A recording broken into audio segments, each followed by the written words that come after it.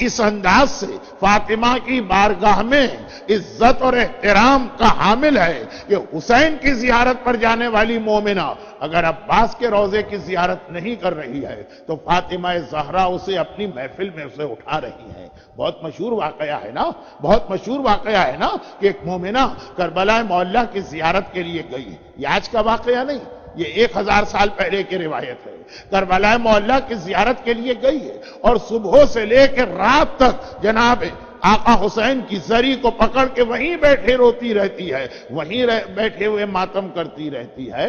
رات کو خواب میں دیکھا کہ جیسے میں جنت میں فاطمہ زہرا کی محفل میں پہنچ گئی ہوں اور بہت بڑا مجمع ہے، لیکن جیسے ہی میں داخل ہوئی ایک بار جلال کے عالم میں فاطمہ نے کہا کہ کنیزوں اسے باہر نکال دو،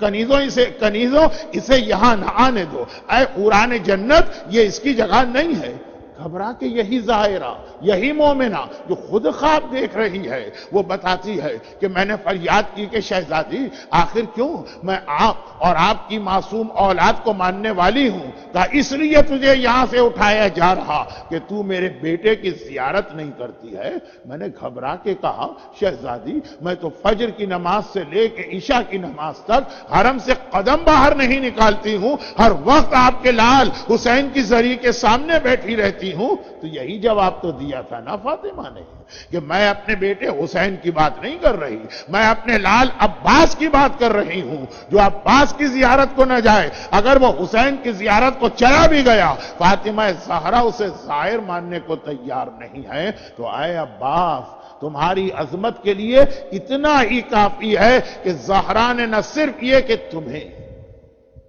فاطمہ نے نہ صرف یہ کہ تمہیں